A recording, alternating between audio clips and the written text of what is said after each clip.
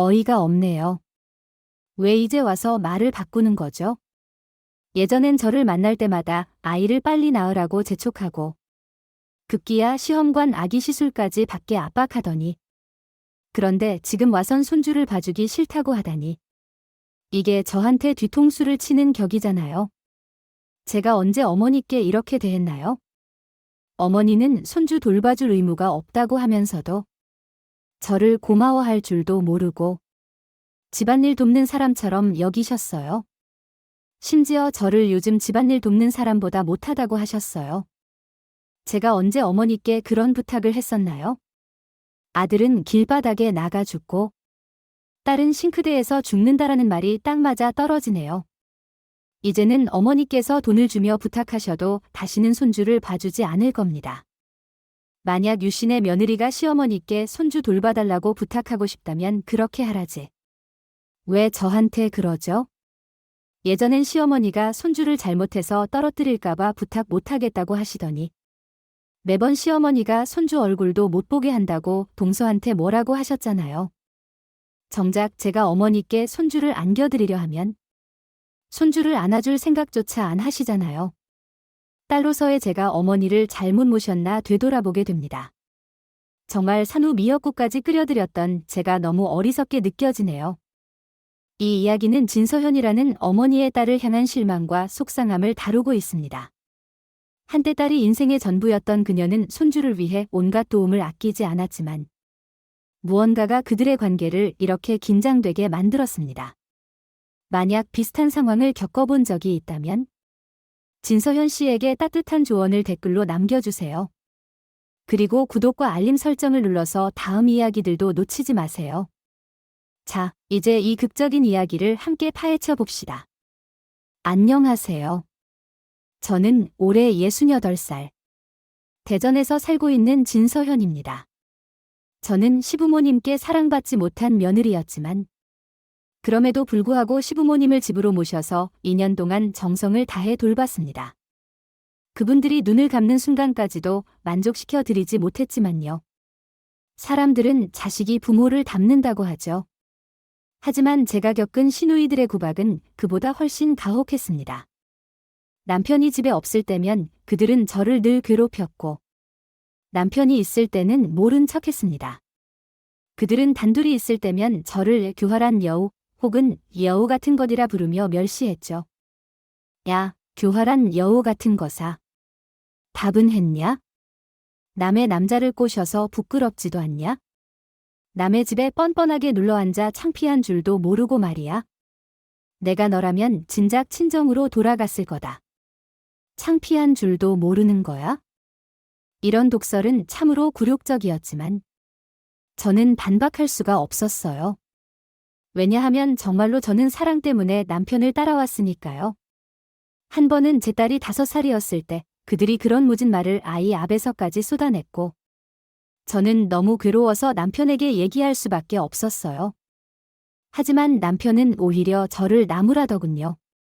너가 날 사랑해서 따라왔으면 그 정도는 참아야지. 왜 내 누나들 흉을 봐? 라고요. 그래요. 저는 남편을 사랑해서 정말 모든 걸 버리고 그를 따라온 거였어요. 저는 젊은 시절 엄마가 운영하던 식당에 자주 오던 남편을 첫눈에 사랑하게 되었어요. 결혼하기 전 아이를 가지게 되었고 배가 불러온 상태로 시댁에 인사드리러 갔어요. 남편은 멀리 현장 일을 다니며 지냈고 저는 남편을 따라다니며 고생을 했고 점점 초췌해졌죠. 그날 임신한 몸으로 시댁에 찾아간 저를 시아버님은 차갑게 내쫓으셨어요. 요즘은 결혼 전에 아이를 가지는 일이 흔해졌고 사람들도 관대하게 받아들이지만 그 당시에는 아주 민감한 문제였죠. 우리는 시댁 문 앞에서 밤새 앉아 기다리며 그들이 마음을 바꿀까 기대했지만 문은 끝내 굳게 닫힌 채였습니다. 남편 주머니에는 3.200원밖에 남지 않았고 그 돈으로 충주행 버스를 타고 엄마에게 돌아가야 했어요. 집에 도착했을 때 엄마는 말없이 밥을 차려주셨고 우리는 고개를 숙인 채 아무 말 없이 조용히 식사를 했습니다. 식사가 끝난 후 저는 무거운 마음으로 부엌에 들어가 국자를 만지작거리고 있었어요. 잠시 후 엄마가 다가와 조용히 제 손에 봉투를 쥐어주셨죠. 왜 멍하니 서 있어? 열어봐라.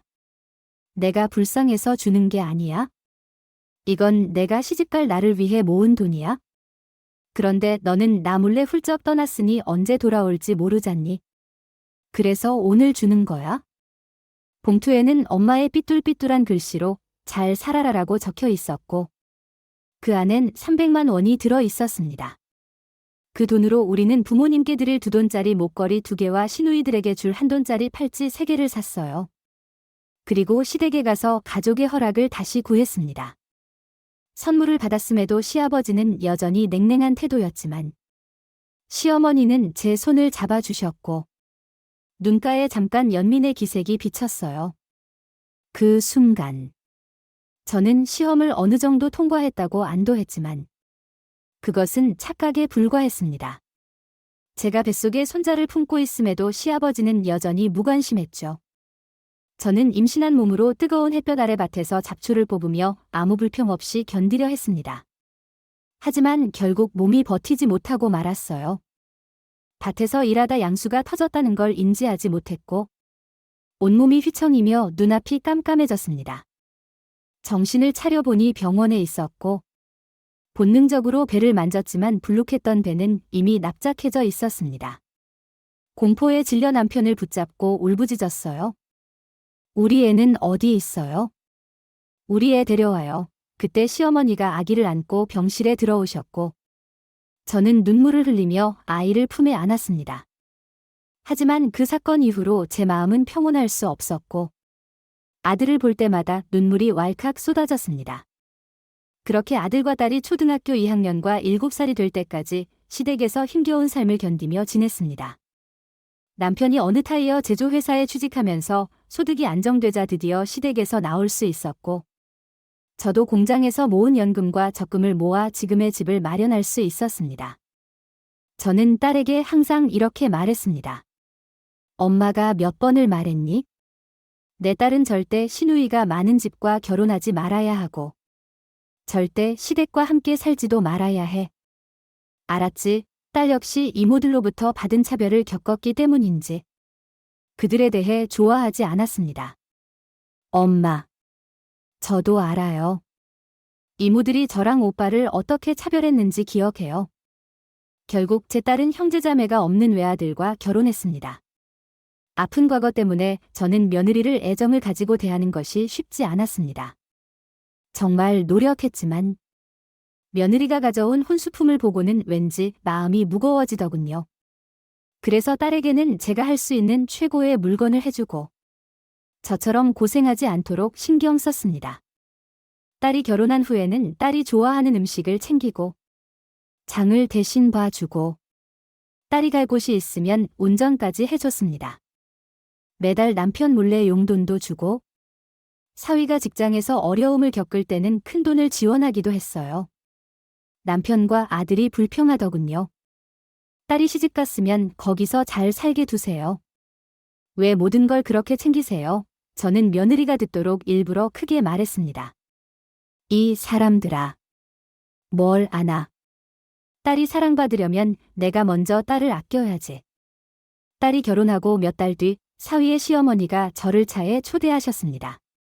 저기, 사돈. 제가 며느리와 관계가 나빠지지 않게 하려고 일부러 말하지 않았는데요. 사돈도 아시다시피 요즘 시어머니 노릇 참 힘들어요. 요즘 며느리들은 아무 일도 안 하고 그냥 집에서 놀고 애도 안 낳잖아요. 이렇게 편하게 지내는 게 말이 되나요? 저도 우리 며느리가 시댁에서 무시당하지 않도록 많이 도와주었지만 결과는 그다지 나아지지 않더군요. 그날 이후로 저는 딸에게 인공수정을 권유하기 시작했어요.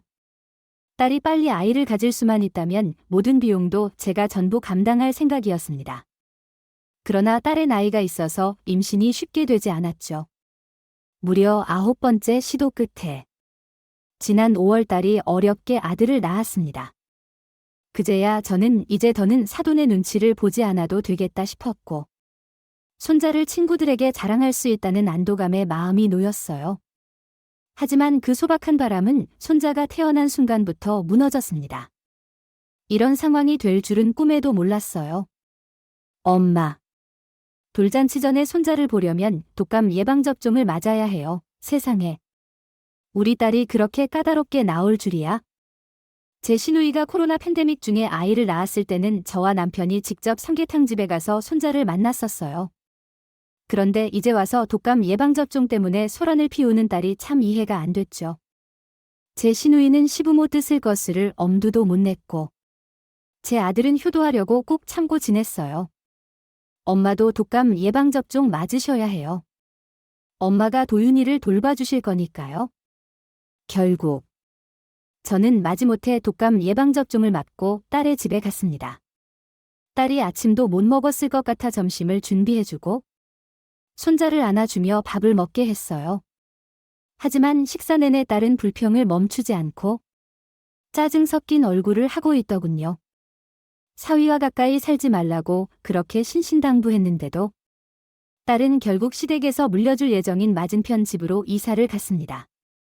그런데 이제 와서는 시부모가 손자를 보려는 것조차 싫어하는 것 같아요. 임신했을 때도 시부모님께 아이를 보여드리는 것을 미뤄서 결국 돌이 지나서야 아이를 안겨드렸죠. 저는 손자를 돌볼 때마다 사돈을 마주칠까 봐 늘 조마조마해요. 허리 디스크 수술을 받은 지 얼마 안 돼 계단 오르내리는 것도 힘든데 딸을 도와주려 꼭 참고 올라가고 있어요. 정말 이해할 수가 없어요. 많은 사람이 직장 생활을 하며 아이도 돌보는데 제 딸은 집에 있으면서도 힘들다며 불평만 하네요. 저는 여전히 집에서 틈틈이 일을 하는데 딸은 몇 시간도 혼자서 아이를 못 본다고 하더군요. 심지어 아직 1살도 안 된 손자를 어린이집에 보내겠다는 거예요. 너 제정신이니? 이제 몇 달 됐는데 벌써 어린이집을 보내겠다고? 그래. 엄마가 일 그만두고 손자를 돌봐줄게. 그래도 제 딸이지만 정말 너무한다고 생각이 들더군요. 손자를 하루 종일 돌보게 된 이후로 딸아이는 마치 새 삶을 얻은 것처럼 활기를 띠며 산후 우울증이니 육아 스트레스니 핑계를 대고 문화센터에서 친구들과 어울리기 바쁩니다. 예전에는 산후 우울증이나 육아 스트레스라는 말은 듣도 보도 못했는데 말이죠. 저는 등에 아이를 업고 시댁의 모진 대우를 견디면서도 제 딸은 자기 컵 하나도 씻지 않으니 참 어이가 없네요. 사위는 퇴근하고 피곤하다고 손 하나 까딱하지 않으면서도 제가 고생해서 손자를 봐주는 것에 대해 고맙다는 말도 없어요. 주말이 되면 자기들이 손자를 돌보는 대신 또 저를 불러댑니다. 딸은 저를 마치 집안일 돕는 사람처럼 대하고 그걸 보면서 사위까지 저를 무시하기 시작했어요. 여기 온통 먼지투성이인 거 안 보세요? 이렇게 더러우면 손자한테 안 좋잖아요. 머리카락도 바닥에 여기저기 떨어져 있고요. 기저귀는 비닐봉지에 담아 버리라고 했잖아요. 집안에 온통 냄새가 진동하네요. 앞으로 깔끔하게 정리 좀 해주세요. 제가 더 이상 이런 얘기 안 하도록요. 속으로는 내가 직접 청소해라 라고 말하고 싶었지만 딸이 아무 말 없이 가만히 있는 걸 보고 손자를 생각해서 꾹 참았습니다. 몇 달 뒤 딸과 사위는 추석 연휴를 포함해 2주간 유럽 여행을 가기로 했습니다. 엄마, 내가 말했잖아. 유럽 여행 다녀온 후에야 둘째를 생각해 보겠다고. 엄마가 손잡아주기로 약속했으니까 우리도 갈 수 있는 거야? 그러니까 도윤이를 엄마 집으로 데리고 가세요. 시어머니가 돌봐주겠다고 하셔도 절대 맡기지 말고요. 알았죠? 딸은 코로나 때문에 해외 신혼여행을 가지 못한 걸 늘 아쉬워했는데 이번엔 돌도 지나지 않은 아이를 두고 유럽 여행을 가겠다는 거예요. 사실 예전에는 아이가 빨리 둘째를 갖길 바라서 농담 삼아 손자를 돌봐주겠다고 말했지만 딸이 그 말을 이렇게 진지하게 받아들일 줄은 몰랐어요.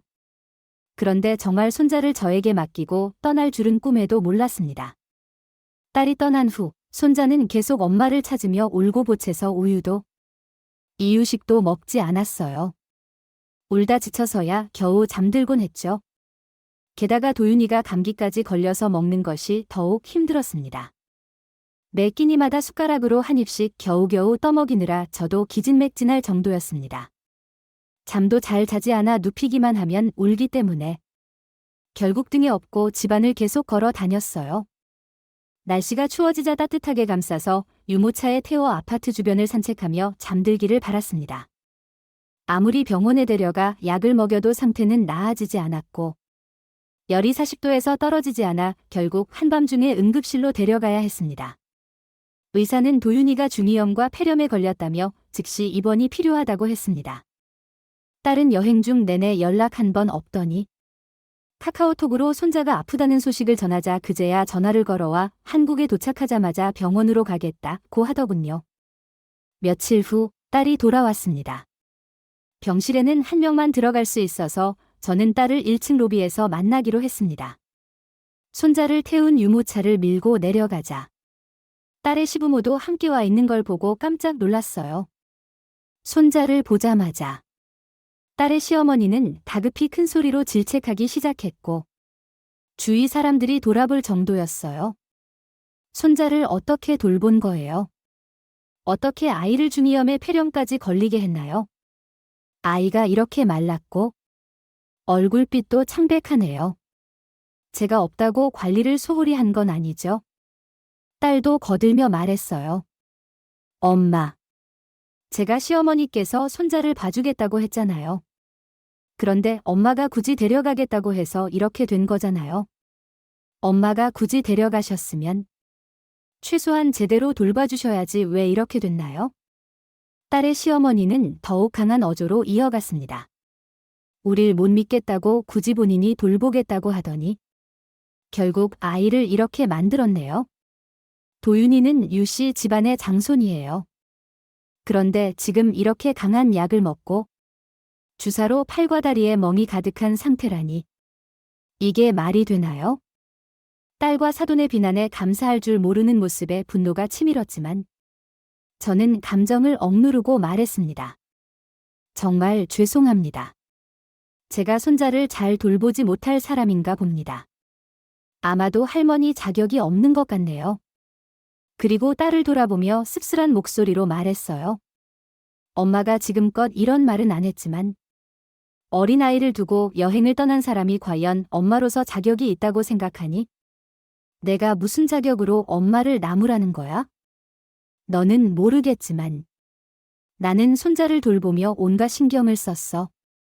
하루 종일 공기청정기와 가습기를 틀어놓고 혹시나 먼지에 영향을 받을까 몇 번씩 청소도 했어. 그런데 도윤이는 하루 종일 엄마를 찾으며 울고불고 해서 먹지도 않으려고 하더구나. 겨우 몇 숟가락 떠먹이느라 나도 밥 먹을 새 없이 기진맥진했어.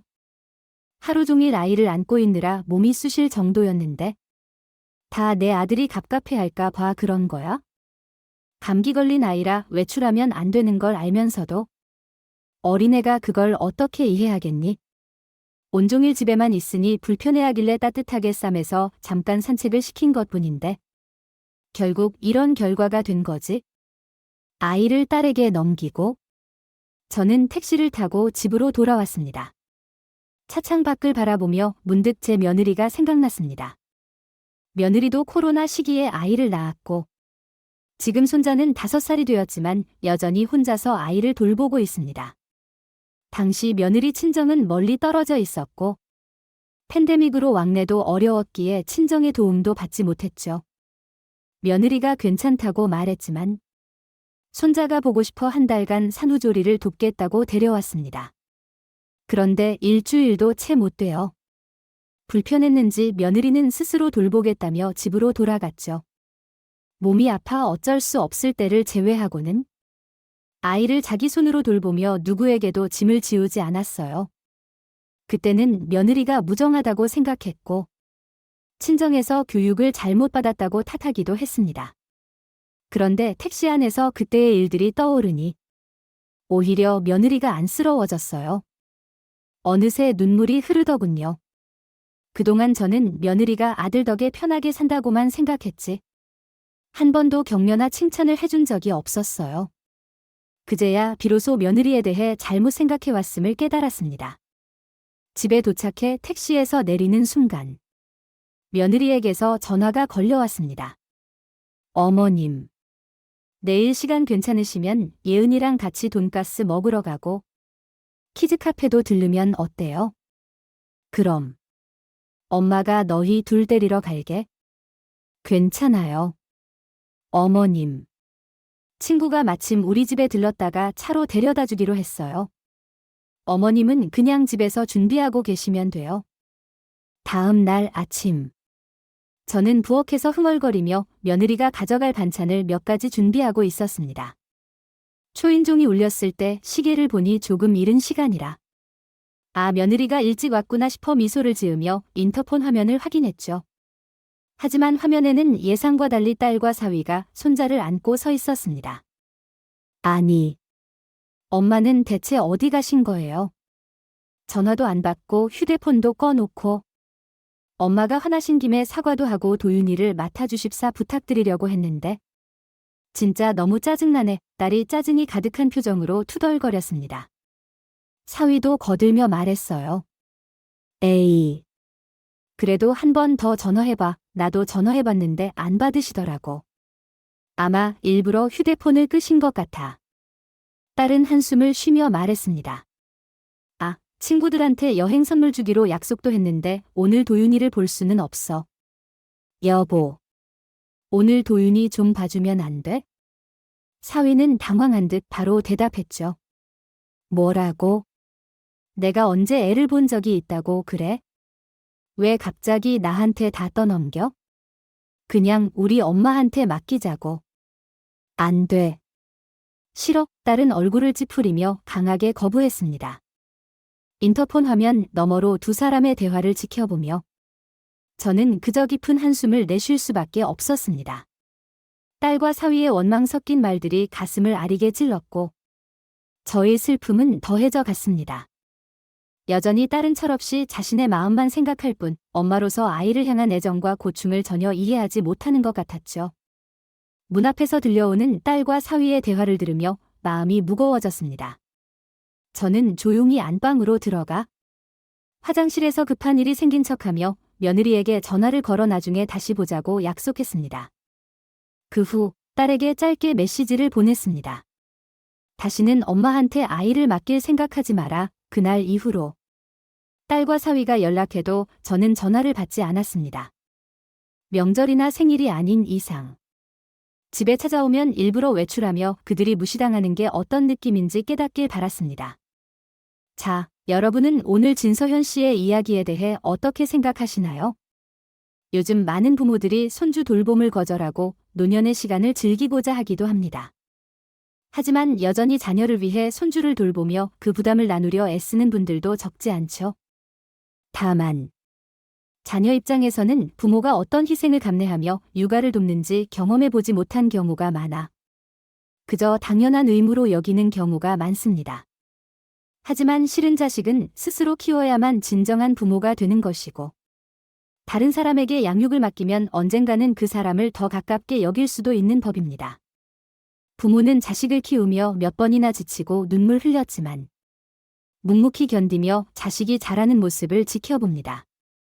이런 어려움과 고통을 겪으며 부모는 무조건적인 사랑과 책임의 의미를 비로소 깨닫게 되죠. 오늘 이야기는 여기서 마치고자 합니다. 여러분 모두 행복하고 건강한 삶을 누리시길 바랍니다. 다음 영상에서는 또 다른 이야기를 통해 여러분과 함께 공감하고 나눌 수 있도록 하겠습니다. 진심으로 감사합니다.